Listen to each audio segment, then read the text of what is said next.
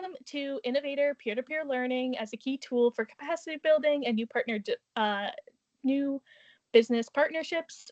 Today is the fourth and final webinar in the Water and Energy for Foods Lessons Learned webinar series. Over the course of the series, we explored lessons learned from the program's 5 years of operations, covering key themes like investment, facilitation, gender integration, and base of the pyramid inclusion through end-user financing models. Today, we're concluding the peer-to-peer learning and partnership building. I'm Katie, as I mentioned. I'm the Communications Advisor at the Secretariat Unit for Water and Energy for Food and the moderator for today's session, which will feature Talar Kokshan from the Middle East and North Africa Regional Innovation Hub, Nawa Lowa from the Southern and Central Africa Regional Innovation Hub, and Sasmita Patnik from the South and Southeast Asia Regional Innovation Hub. Today's session will consist of one panel and will conclude with a QA at the end. During the session, we are going to have a deep dive into the topic, but beforehand, I wanted to share a little bit about the program so we are on the same page. Water and Energy for Food is a $96 million program that supported small and medium-sized enterprises, as well as other organizations with a for-profit arm that had solutions, technologies, or business models providing water food, or water energy food innovations to smallholder farmers and other end users. The program operated in 5 regions around the world by utilizing a regional innovation hub model where each hub provided support to innovations operating in their target countries. In total, there were 172 innovators supported in 44 countries. These innovators received customized support that was tailored to each organization's needs, with the ultimate goal of helping them impact more end users who could produce or process food while using less water and energy. Technical assistance, direct grants, and investment facilitation and enabling environment were all covered in previous sessions. So today we will be focusing on capacity building, knowledge management, and the innovator to innovator partnership element of enabling environment support. Throughout WEFRF, globally and regionally, the program organized 9 regional innovation convenings, 3 global convenings, and dozens of webinars and workshops. These different networking and learning opportunities helped innovators identify new technical assistance opportunities, explore key themes like gender and climate adaptation, and build new partnerships to unlock organizational growth. So with that being said, let's explore the early stages of culture and community building, followed by the actual event design and engagement opportunities, how we continued to fan the flames of a communal culture and network before wrapping up the session with reflections on it all. So Nawa, Talar, and Sasmita, thinking back on the first cohort of innovators and the subsequent ones, there were these individual entities joining a scaling program. So some of them may have known each other, others may have been total strangers. The same could be said with the hub staff as well. New faces, new names, and potential unknown impacts on their businesses. At the same time, in order for an individual to be vulnerable in a group setting, they must feel comfortable with those present. How did your hub go about creating a culture where innovators saw each other not as competitors, but as collaborators in their learning journey? Additionally, how do the hubs ensure that not only innovators bought into the learning culture, but the hub staff did as well? Maybe Sasmita, if we can begin with you. Thanks, Katie. I'm happy to be here. I mean, I was just wondering about all the last 5 years. It doesn't feel like we are at the end of the conclusion of the program, but I think we've all learned a lot in the process. If you remember, when we started the program, it was bang in the middle of COVID. So a lot of our early interactions and conversations with innovators were through virtual medium. We had not met each other. And I think they're starting from a place of trust and faith that situation will improve and we'll meet at some point, but to have regular check-ins and take that conversation from a place of good intent, initially working through the process of onboarding them, all of that made a difference. Here I would acknowledge the the role of country coordinators who helped us bridge some of those cultural gaps and build a sort of camaraderie within the cohort at the first instance. I think that played a very important role in first building out that trust. And I would say the game changer was the first convening when all innovators came together, they could meet each other, and formats that we used, which were like unconference, which allowed them to talk to each other more than classroom setups, really helped them build that connect and the bridge, and they could see how they could benefit from collaboration rather than competition. So I think such setups and the way in which the events were organized really went a long way in building that kind of bond. Um, Also, the same people meeting frequently built a sort of continuity in those relationships, um, because you would have very similar organizations wanting to collaborate as well, whereas they could have been competitors, but they would want to collaborate because maybe they're focusing on different geographies, or one of them is doing very well on a certain aspect, say end user financing, which the other wants to learn from. So we could see that spirit happen. And I think it's because it wasn't like a day thing where they came and left by the end of the day, shared their learnings. They stayed together. They could kind of build that relationship over a period of time. Yeah, I'll pause there and see if others have inputs as well. But I think those two elements were very important. Having those initial regular frequent check-in conversation, helping them be a part of that onboarding process, because that built the first layer of trust. And then the convenings which allowed them to interact and engage and spend time with each other over a period of time. Thanks. Nawa, do you have anything you'd like to share?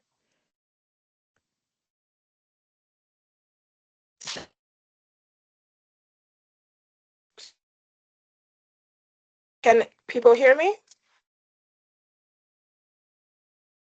Yes, we can hear you. Fantastic. Similar, just did mention. I think the role of a country coordinator cannot be ignored because our program was very virtual. And I love that this is a grant program, and so we have to hit those targets. We have to make sure that we account for this money. So for onset that we were here to support them, that we were here to help them, and for them to take advantage of that opportunity was the starting point. I think a continuous ethos within our hub was that we were always innovator first. And I think that carried out through whether it's the communications, it's the engagements, we made sure that the innovator came first and we met their needs. And this trickled down into now their individual peer-to-peer interactions. So I'll give an example, say, for what we were doing here in Zambia, is that away from the hub meetings, away from the monthly check-ins, we met as a team within Zambia. All the innovators interact a little bit more of the structured meeting time. So let's meet up for coffee, let's meet up for dinner, just let's have a discussion. What are we struggling with? What are the challenges? And you'd find there would be very similar issues across the board, and that would help also create a think tank moment to resolve some of these issues, that when now you're bringing it back to the hub to say these innovators are having these challenges, there's also a solution, which in cases they came up with. So we made sure that we made it innovative first. They understood that, and having a country coordinator was so important in to everybody in as much as most of our interactions. But also just coming to the engagement in terms of the regional and that convening, so to call innovators out of the, it's not just interacting with the innovators within a geographical area, but now getting to exchange ideas across the board, finding countries, but also finding opportunities to collaborate. I think it was very important from the onset that it was clear that for everybody. Your competition should not really be in this space because everybody can have a piece of the pie. In as much as there may be similarities in innovations, in geographical areas, in end user targeting, but there is enough for everybody. So let's collaborate more than contribute.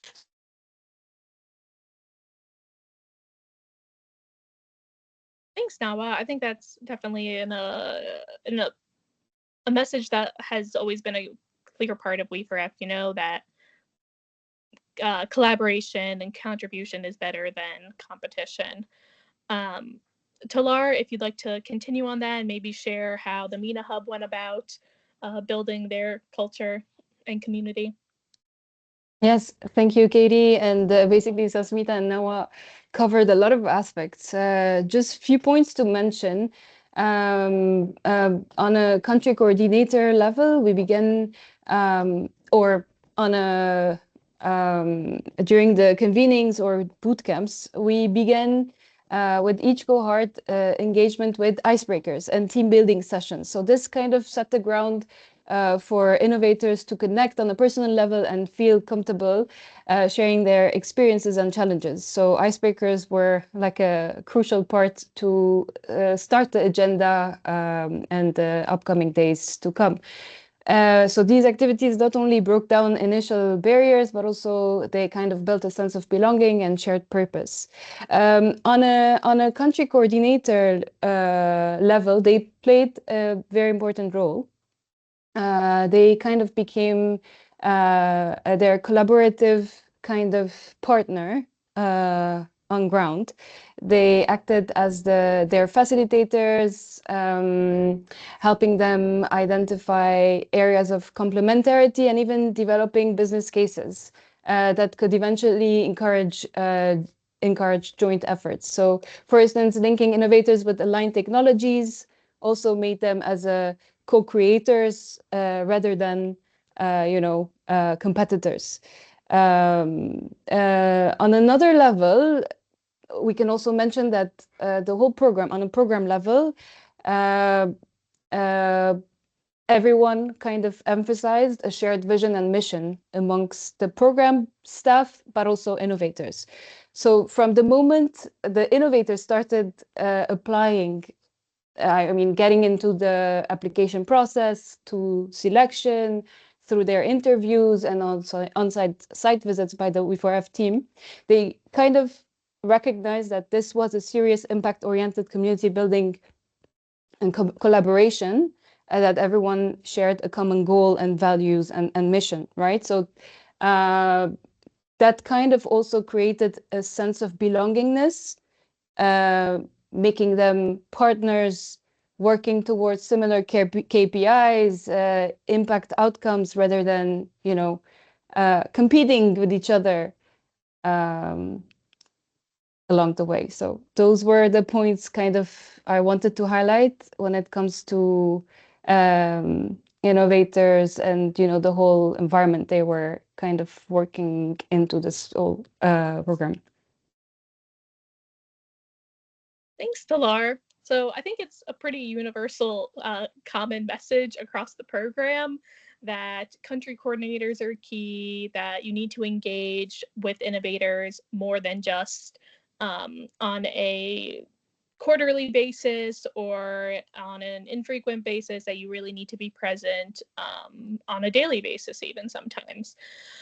But in that perspective, we're looking at it from the program engaging the innovators. One element that we saw occasionally, especially as you're working with people all over the world, everyone has different personalities, everyone has different perspectives for engagement, is that when we look at it from the innovators interacting with the program, occasionally we see instances where innovators are not as engaged as they could be, or they are being overshadowed by larger organizations or those with louder personalities who could easily take up more space and make it more difficult for those who are quieter or prefer less engagement to participate. In situations where there were innovators who maybe did not want as much regular engagement and as contact as others, how did your hubs go about still ensuring that they were participating in the program while acknowledging that not everybody desires a high touch relationship.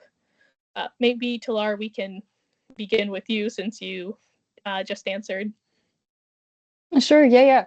So taking into consideration the in-person gatherings, so during convenings or boot camps, as we call it. So mostly in the unconference style settings, we kind of emphasized on the inclusive facilitation to help every participant have an equal opportunity to contribute and share their knowledge. So this approach was very helpful to keep an open dialogue and mutual understanding amongst the innovators. And as we engage them across different innovators from different countries, the focus evolved from one-time program participation to building a long-term partnership as well. Um, um, there, so our aim was, and we were meeting them where they were at various stages of their business growth. We worked to understand their specific needs, motivations, and challenges, how both sides could contribute meaningfully before tailoring our program and technical support to fit those realities. So this relationship-based approach positioned the We4F team and our country coordinators in a particular as trusted partners on the ground, really invested in the innovators' journeys beyond the program outputs. But also, the team also made sure to maintain an ongoing engagement after formal activities. We were able to sustain trust between different levels of those innovators, and create a support mechanism, and also demonstrate the balance between the personal connection and the structure technical support that we were providing.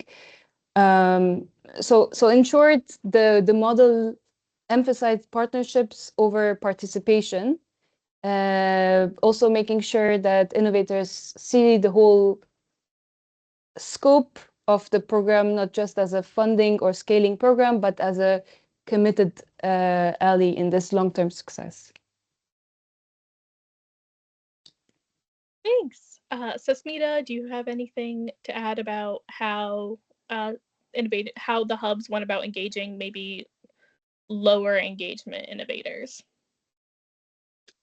Yeah, I think everybody who started with like wanting a relatively lower engagement, a lot of that perception or that relationship changed after we worked with them on the technical assistance, because once we started working with them closely and they saw the value of what the team is able to bring to their business, that interaction improved both with the country coordinators as well as the rest of the hub staff. And post convenings, I think there was definitely a bigger boost in their interest to engage, because then the conversations were not just about like I want this grant, or this is the milestone I have to reach, or the MEL, but the conversations were more around I want to connect with so and so innovator. Can you facilitate that? Or I want to network with so and so stakeholder in this country. Do you have any connects to them? So it became a more mutually beneficial relationship for the innovator, and they could see that. There were some who might have been shy to engage with because of cultural factors, etc. We used convenings often as a very good place to bring them into the discussion, where we would identify them as speakers in unconference to talk about their program and their models in the beginning to kick off the unconference sessions. That allowed them to interact with others easily after that, because then people could reach out to them and ask, oh, you mentioned about this model doing well, and they had deeper questions around it. So it opened up opportunities for them to interact with others, because there would always be the more forthcoming ones who would come and approach them if they kicked off the conversation. So these were two ways in which I think the relatively like we started off like that, but I think towards the end of the program we didn't have like less engaging innovators. I'm sure for most of all of the hubs. So I think that was something we can. Thanks. Nawa, I think this is a particularly interesting question for your hub, since within Southern and Central Africa, it wasn't just made up of English-speaking countries. There was also Lusophone, so Portuguese-speaking, and Francophone with our innovators in the DRC and Chad. So how did the hub ensure that, these language barriers were not something that was preventing innovator engagement, and that they were receiving the same opportunities and able to learn from each other? I will say it didn't go without challenges, especially for the Francophone and the Lusophone, as you've mentioned. But I think also design is really put together for the program in terms of country coordinators. I think the Francophone and Lusophone country coordinators did an amazing job in bridging that gap in terms of language barriers. Yes, the challenge was there because we would have to, for instance, set two separate training sessions, or have to make sure that information is translated both ways. But coming down to it is that there was always a solution. So in our case, Jackie was in the DRC and in Chad, was able to bridge that gap. But also with the coming in of AI tools, there's a lot of translation that on the surface we did manage to get. And of course, we'll still refer back to the country coordinator to just be like, am I sure I've understood the situation well? Because the communication across the hub was that in as much as you do have a country coordinator, you're at will to talk to any of the hub members. But of course, then you bring in that language barrier and it becomes a little bit more of a challenge. So we'll still have to coordinate any of those efforts through the country coordinator. But I'll give a specific example. Recently, I was doing a training around grants management, and I did have two separate trainings for the English speaking and the Francophone speaking. And one of them emailed me back to say, thank you so much for the training, and it was in French. But now we have things like Copilot that you're able to then, ask to translate for you, and bring in the country coordinator to say, I hope I did understand this well, and how may I respond? So the barriers were there. It was a learning lesson. Initially, we did stumble here and there, but eventually we found our footing. And I will applaud our Francophone speaking innovators. They really did try in terms of English. I think they were at a disadvantage in terms of the hub because we had less French speaking people within the hub. But even at the annual convenings or the regional convenings, you would still see them interacting with English speaking innovators. So we also just made it deliberately, like at annual convenings, we make sure that there's French translators. Or there's a translator in a matchmaking session, so that we make sure that the communication between the two, though it might be stalled, still happens. So yes, it did come with challenges, but I think we learned very quickly that if we're not going to find innovative ways of going around the language situation, our innovators were going to be in a deficit. So we made sure that anything that involved any of the Francophone or Luso speaking innovators, the documents were translated, and information was ultimately delivered to them. Thanks. Yes, I remember our first annual convening when we were still figuring out the translation logistics.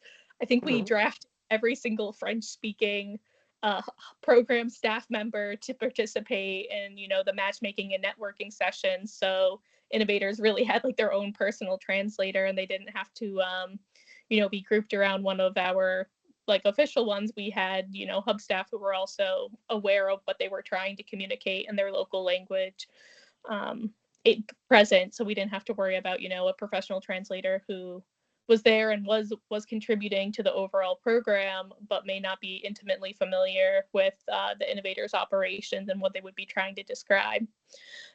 Building on what you mentioned, though, about doing a grant training recently, or a grant webinar training recently, I think that's also something that was key throughout the program, as it's mentioned. Like, you know, this was a very big program. There was people all over the world in different countries.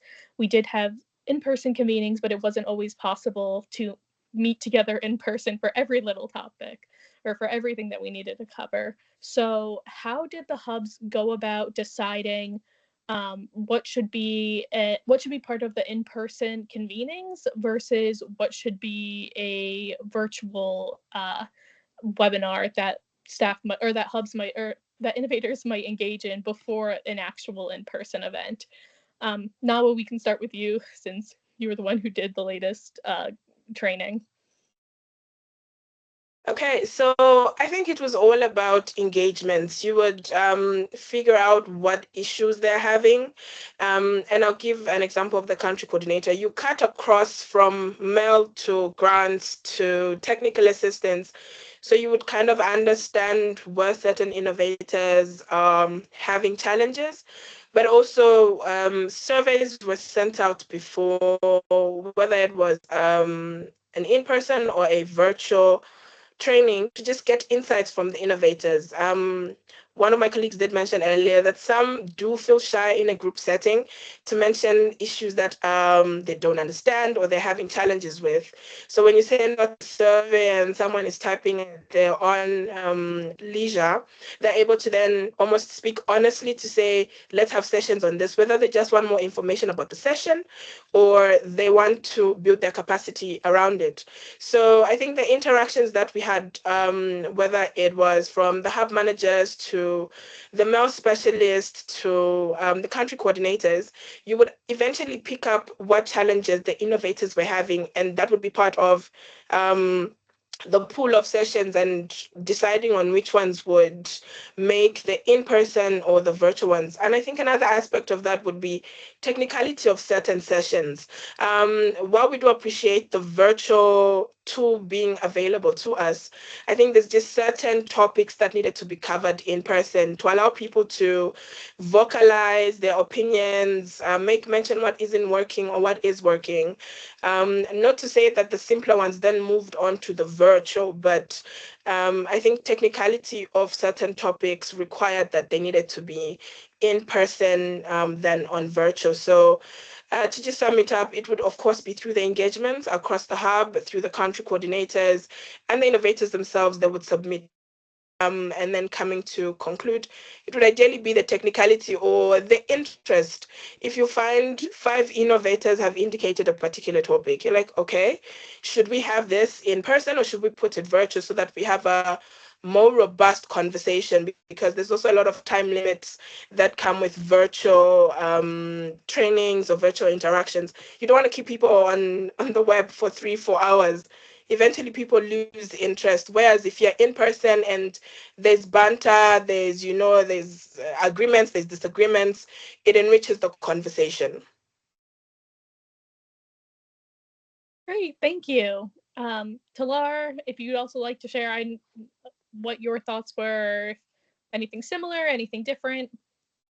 Yeah, I think now I covered everything that I wanted to say. But basically, the assessment surveys were a great tool to kind of get the insights from the innovators on the topics for discussion further. But also based on the timeline that we had in terms of hub level and based on the priorities, you know, much had to be completed before the physical gatherings. If it was applied to the whole cohort, it was eventually covered in webinars. So country coordinators mostly, we relied on the country coordinators mostly to provide the additional support to individual innovators. So these guys had a great role to fulfill, and were mostly helpful for the unit heads as well. But also for the newly selected innovators, engaging in this program's requirements and support services, they also had to be given kind of introductory sessions for um, uh, acting as a guide for the innovators through achieving their key milestones, such as reporting, such as their tailored technical assistance, their investment readiness, monitoring, evaluation, grants and finance, etc. So I think those, you know, before the in-person meetings, the webinars were helpful into kind of giving those info sessions to everyone as a basis to build on eventually with the other upcoming sessions, whether in person or with their country coordinators eventually. Thanks. And speaking on building on sessions and, bringing innovators to a new level um, each year and helping them build their capacity, Sesmeet, I'm going to change up my question to you a little bit. I think especially because you were so involved in our gender integration sessions. That was something that was very common every year, much like we had these precursor webinars to regional convenings for new cohorts joining. Every year, we still had very similar topics that would show up at the regional convenings. They would show up at our annual convenings. They would be part of the precursor webinar series, as well as other one-offs that we did throughout the years. This, typically revolved around gender mainstreaming, BOP integration, climate sustainability, and investment facilitation. How did you, as someone who was a session leader, and then also Nawa and Talara as event organizers, how did you ensure that, we are having repeat topics? How did you avoid repeating the same information every year? How did you ensure that we were moving past the early stages to a higher level of development, while also considering that there are some innovators who are just beginning their gender mainstreaming journey versus others who were coming into the program as experts in the topic?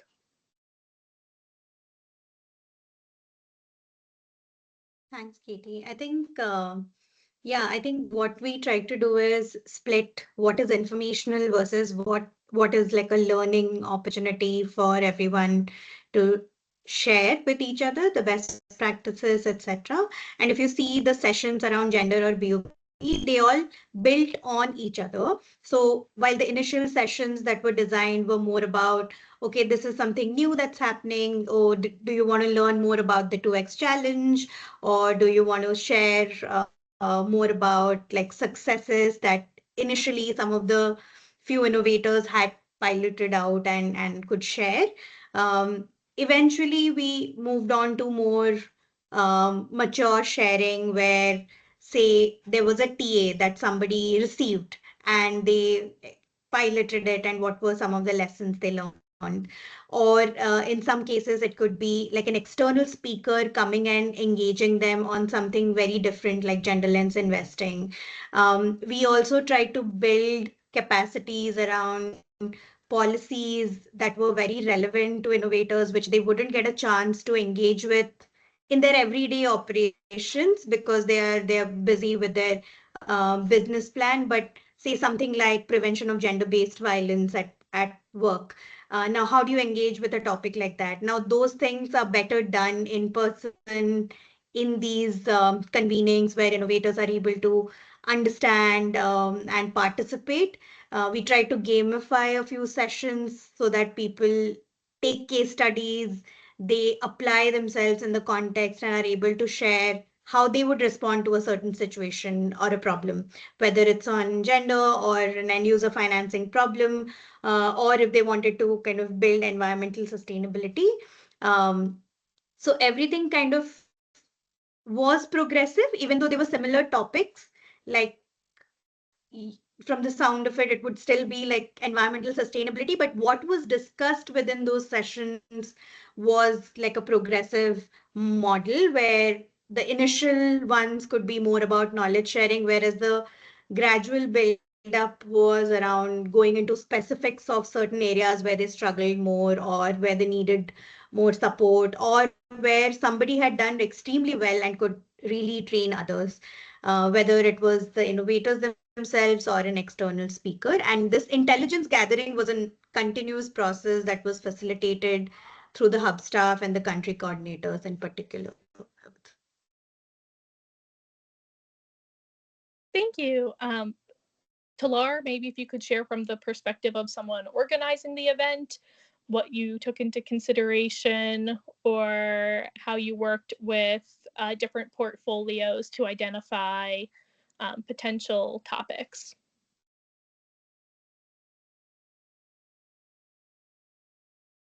Talar, you're on mute.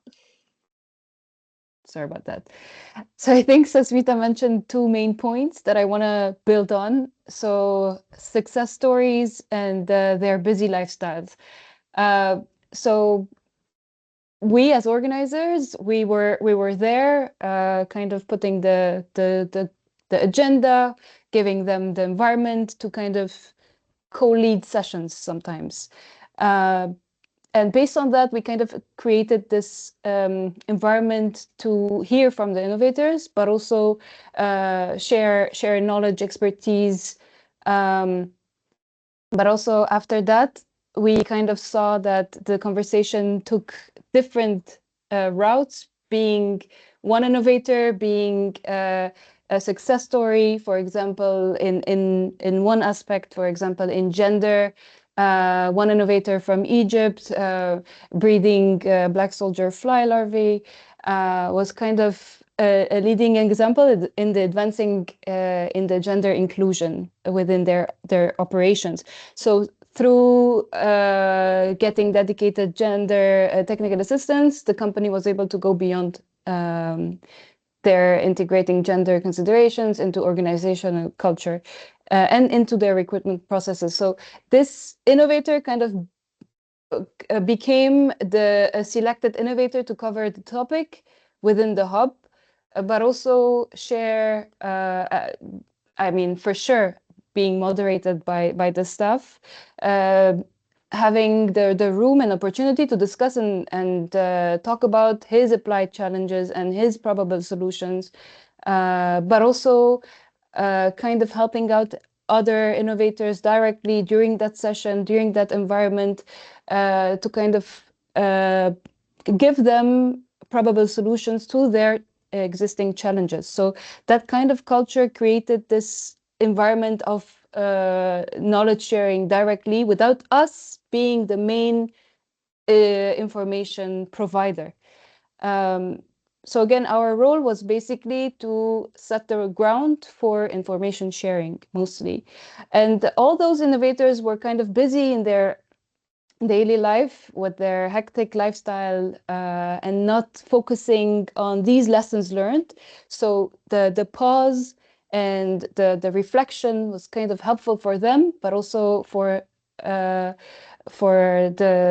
all of the innovators to kind of reflect on their challenges and how they're faced and the journey towards finding the solution for a specific thing. Yeah, so basically different portfolios of innovators, but kind of selected kind of based on how they perform into different thematic areas. Thanks. Nawa, do you have anything else you'd like to add? I know that Talar and Sasmita's responses were pretty comprehensive. Yeah, no, they were, but I just wanted to add how while they were recurring themes for the regional and annual convenings, I think we also took it as an opportunity to move from learning to practical implementation, and we would use innovators as champions. So for instance, we have Komako within Zambia who had already gone through the carbon credits journey, so to say. And some of the innovators were really interested in getting into that. This led us to making them co-lead sessions so that while they may have all the knowledge, they're also now moving that from themselves to the other innovators. we also created an opportunity that CFI1, or the first cohort of the program, became somewhat champions to the other innovators. And I think that almost penetrated more efficiently than coming, say, for instance, from me, when they have a fellow innovator who's gone through it and shows them these are the mistakes that we made, so don't do them, and these are the people that you should be talking to. It made the learning experience more profound, and I think we took those opportunities to make the older cohorts be that for the newer cohorts, and I think that kind of livened up the sessions, that they didn't feel like, oh, in the first annual convening, we were still talking about technical assistance and we're still talking about it today. It was more of, we utilize technical assistance and this is what it did for our business. So don't, take for granted the opportunities that the program is giving you, and utilize them as much as you can. So I just wanted to add that point. Thank you.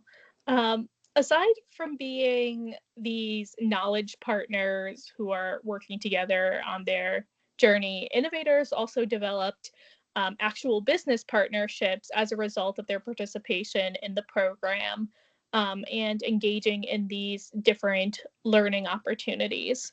I think I have a bit of a two-parter question that kind of combines some of our questions that we were going to cover together, just in being mindful of time.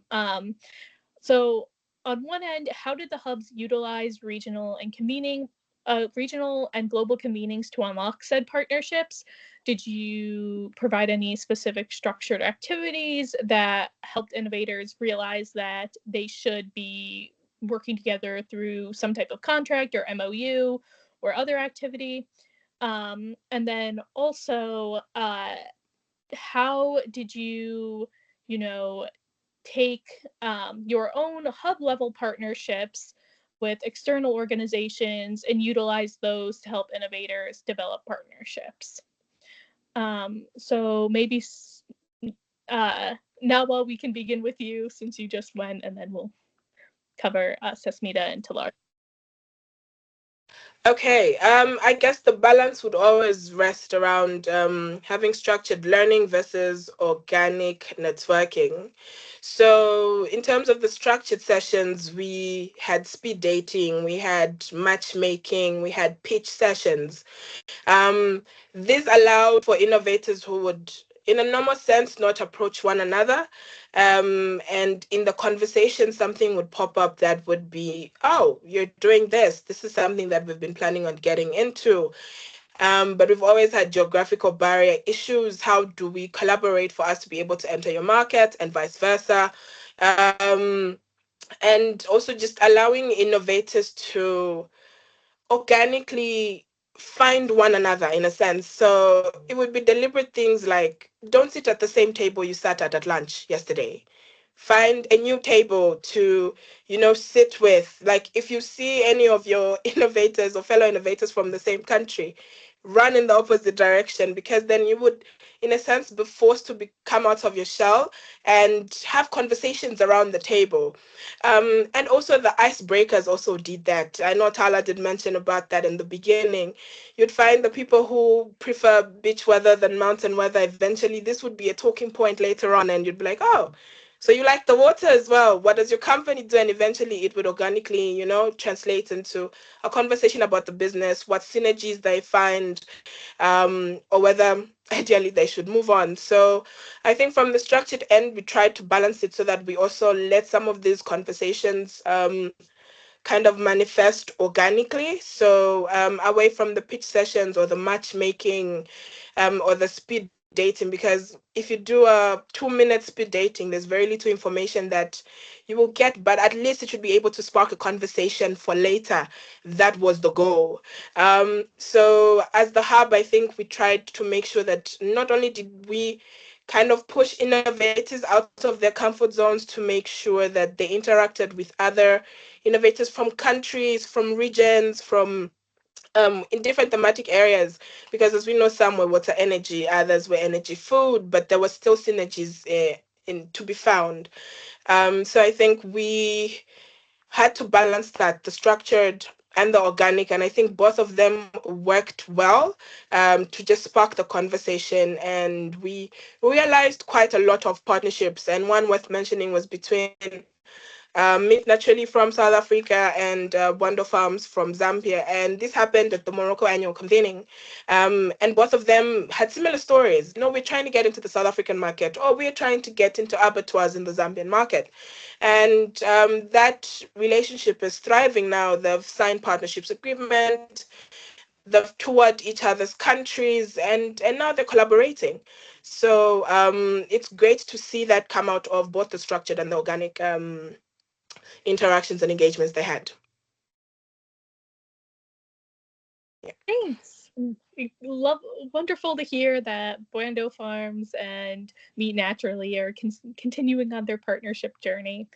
Talar, maybe if you'd like to go next. I know that the MENA Hub had many innovator partnerships come about over the years. Yes, that's true. Basically, we were, uh, I mean, if we can give us kind of like a role, we could be called as navigators. So we were kind of navigating the partnerships on many levels. So through organizing webinars with key partners, for example, Res for Africa, we created many webinars online on solar irrigation, discussing about financing models, sustainable growth, but also inviting these partners during the convenings or the boot camps. So one partner was Amam Ventures, where we organized a session, informative, but also group level kind of work being done right afterwards.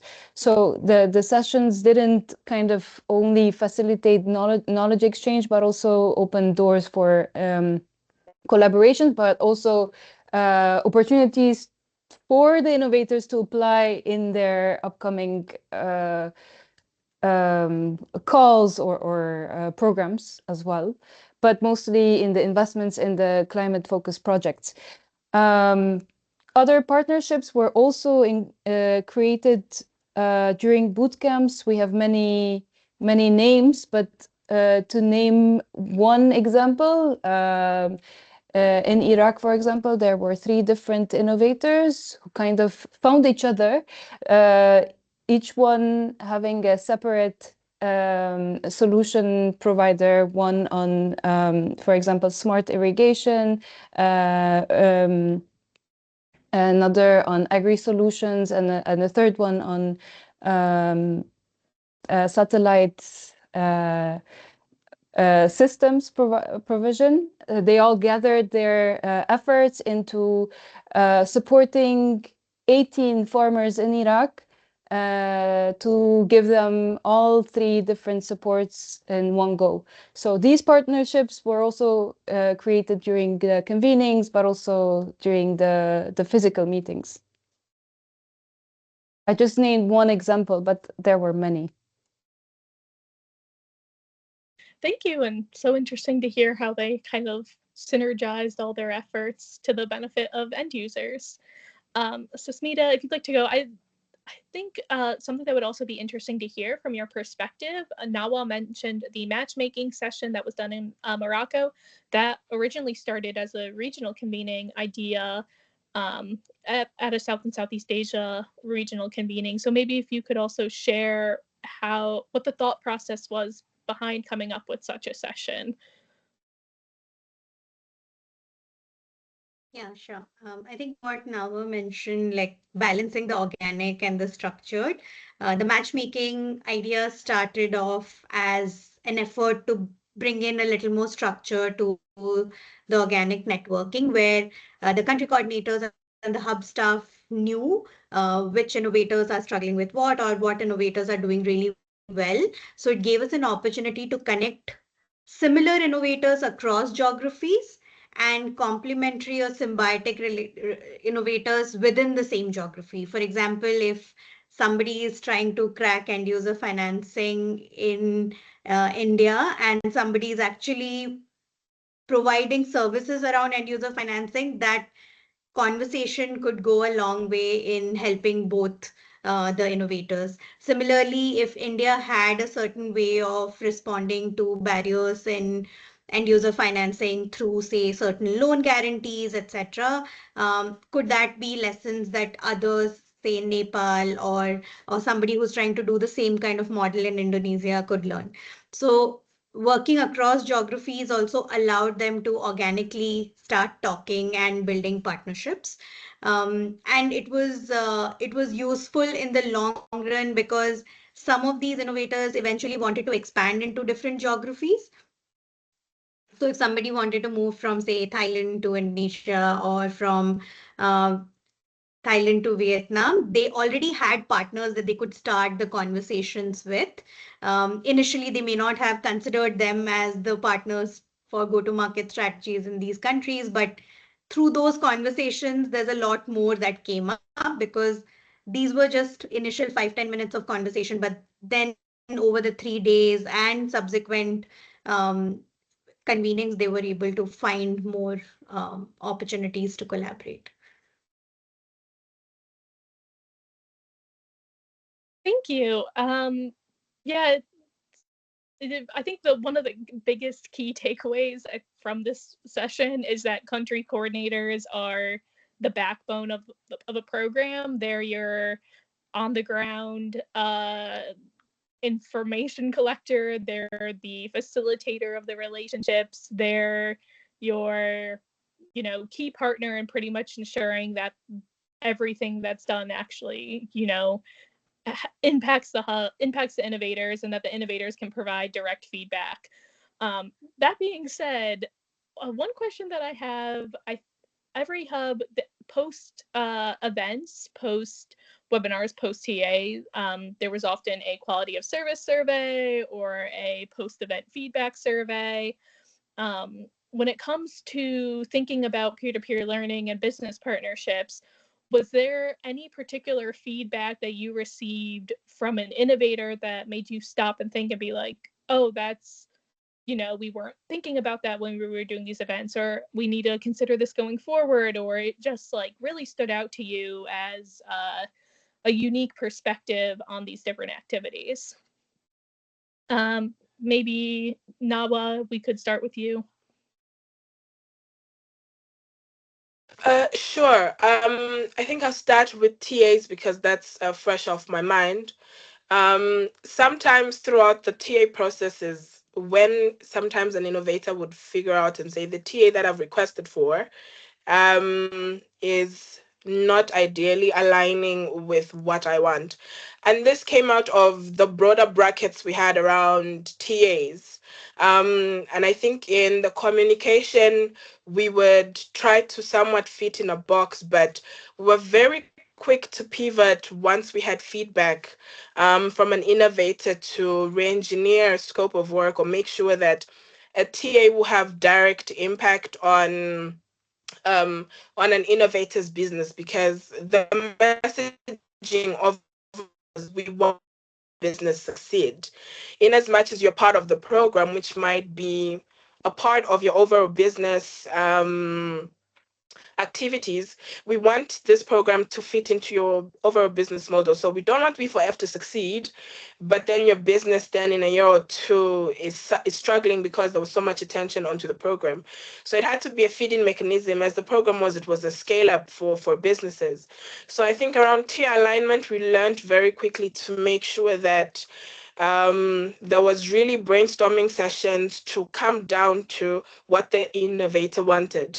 But in terms of the peer-to-peer or the regional annual convenings, I think we've gotten interesting feedback across the board. Not only, of course, did it take a lot of innovators outside of their country or outside of their continent, so they did get to experience new cultures and environments, but it was so impactful that when we came back from annual convenings or regional convenings, we always saw a rise in either requests for technical assistance or some ad hoc intervention that they needed, exploration of partnerships. I can't narrate verbatim some of the feedback we got, but there was an amplification of the support that they could receive post annual convening or post regional convening, where sometimes it was, oh, we didn't think of it that way. And actually, I remember a situation in Morocco from one of the Francophone innovators, how they explained how they use the grant to use it as a guarantor for another facility through a bank. And some other innovators were like, oh, we could actually use the grant that we've received from We4F as a guarantee to access more funding. So it was always positive feedback, I would say, from my end and across the board, because we would always have these conference sessions at regional level and at hub level. So we'd still sit and say, what have the sessions been like? What's the general feedback? And across the board, everybody would be positive with the connections that they've made, with the information that has been imparted, but also with almost out of the box thinking that this in person or even the webinars, the out of the box thinking that it generated, that people were then able to think, oh, I was only thinking of it through this way, when there's multiple avenues that we can explore to resolve a challenge we may be having. It might be through a partnership, it just might be through an information sharing session. So we did get great feedback across the board. Not to say that there wasn't one or two here and there, but those were always learning opportunities that helped us make either the next convening or the next webinar better. So to make sure that not that we have 100% satisfaction from all our customers, but a high rating guaranteed that the sessions were adequately chosen, the interactions were enriching, and that they found the whole experience of that interaction very impactful. Thanks, Nawa. Talar, maybe if you'd like to share. Yeah, I mean, maybe one example that we heard from the innovators, they wanted more support in kind of creating a space for opportunities sharing.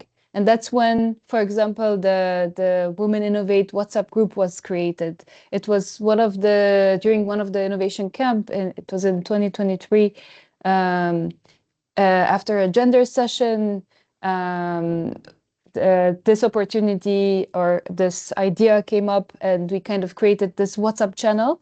And the main aim was to share any useful opportunity for growing businesses such as We4F businesses, but women-led mostly, but related to the water and energy sectors, and to food production for sure, such as opportunities for exports, certifications needs, potential clients, service providers, etc. So this platform kind of was kind of a need, and then it was a direct solution to women-led innovators within the We4F cohorts. Very short answer. Thanks. But I mean, we definitely still see that like the WhatsApp groups that exist for the innovators, they're still active. I'm sure at a regional level and within the Women Innovate Network, we see it at the annual or at the global level too. People like to still ask questions and engage with each other. Tasmita, if you'd like to share. Yeah, I think most of the points have been covered, but one thing that definitely stood out for me from these convenings and the gatherings were that many innovators, despite the conclusion of the grants, kept showing up to these events, demonstrating that they were not in the program only for the grant, that they did value these convenings and the learning that came from there. And they would also, I know that in most of the convenings, we would pay for one person to come in, but they would want to bring other colleagues and pay for them through their company, which also showed that they wanted to kind of add more value to these convenings, and they wanted more of their peers and their colleagues to learn from this. So I think that was very encouraging for us as the team to see that. Um, they were also instances where we've encouraged them to kind of bring certain peers, like, oh, this is the person we've been working with on the TA, or this is a woman leader within your organization who should get exposure to something like this. And they were more than happy to also kind of bring them along or nominate them for the event. I think a lot of those interpersonal relationships and the fact that innovators kept showing up after the grants as well was a testament to the fact that they did believe that these convenings gave them more than just the program itself, and the convenings gave them more. I spoke to one of the very mature innovators here at the convening one at one instance, and I was like, you guys have cracked most of the problems, and you seem to be doing very well. So what is it that you get from these convenings? And he was of the opinion that despite being mature, I still feel like I learn so much from these convenings when other people are sharing their stories, and I realize I've been through this journey. It's also giving me ideas to be more proactive towards certain problems, like switch to tech, where we were like really trying to crack our brains and do it manually. So even for the more mature innovators, I think there were lessons that they had valued from other innovators. So I think that definitely stood out for me from these convenings. Yeah. Thank you. And I think to wrap it up, I'll combine basically our two remaining questions together.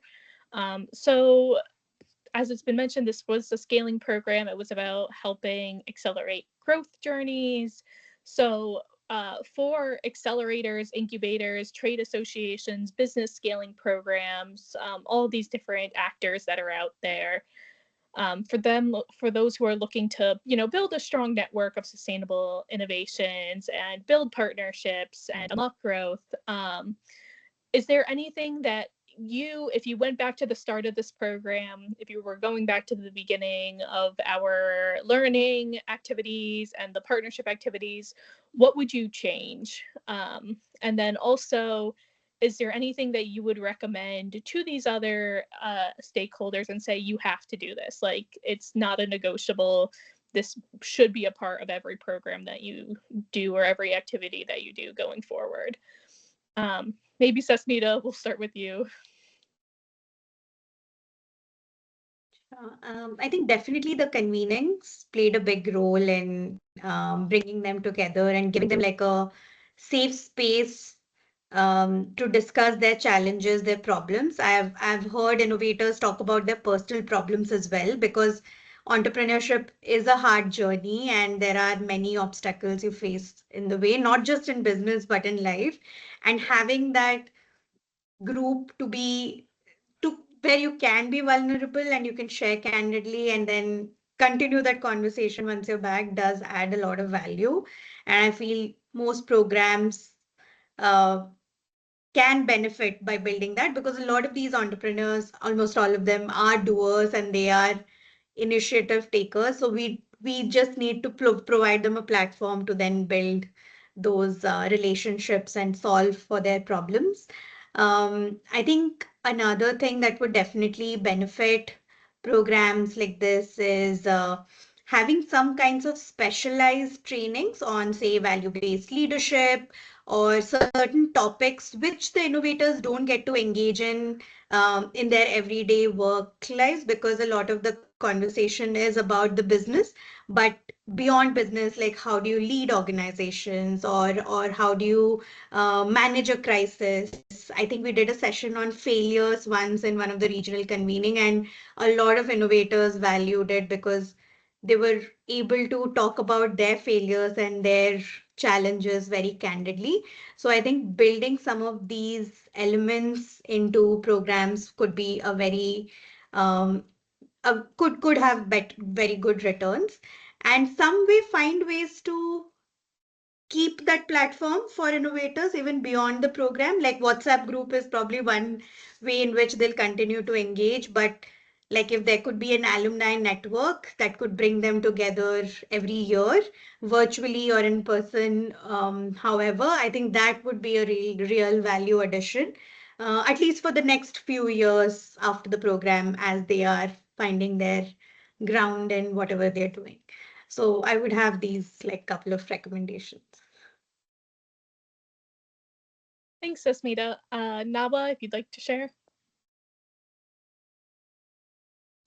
Yeah, I think something that I would introduce early on is the peer-to-peer exchange. Like from the onset, while we have cohort 1, I think immediately cohort 2 was coming in, we should have paired them with a CFI1 innovator deliberately so that they could somewhat hit the ground running and avoid some of those teething issues. So I think introducing that type of mentorship within the peer-to-peer engagement very early on in the program is something that would do a world of good and accelerate the results in some format. But I think also in terms of the recommendations, keeping in the country coordinator through the program structure cannot be overemphasized. Speaking as a country coordinator, so championing for the country coordinators, it was such a clever move to put that in, that it streamlined a lot of the processes. It helped the innovator understand the program faster with the virtualness of the program, but it also just put some familiarity. There was a face I could go to that would understand my situation within my country and be able to translate it to the wider hub. So I think that deliberate move was, I think, smart, and it goes without saying that country coordinators are going to be integral in future programming. But I would also like to say maybe shorten the reporting timelines. It was biannual reporting, and I think initially some of the feedback that we would get from the surveys was, there would be very all consuming for the innovators, having to go through all their KPIs or their indicators, having to, some indicators had 10 questions on them. So I think shortening that timeline, so that not only do they understand the reporting requirements, but it also is fresher than 6 months is quite a bit of time, and some of them would neglect continuous data collection or monitoring until the month of reporting, and they'd be surprised, and you're wondering, this is your second year, why are you surprised? So I think that time factor did have a bearing into the reporting, how long it sometimes took back to figure out things, come back to innovators to submit some more information. So I think shortening that reporting time would be, I think, very important for future programming, because the data that we collected, the impact that the program has made has been phenomenal, and that wouldn't have happened without those reporting periods. But to make it easier on the innovator, or to make the process a little bit more seamless, I think shortening their reporting time should help in some way. Thanks, Naba. And Talar, if you'd like to go last before we wrap up.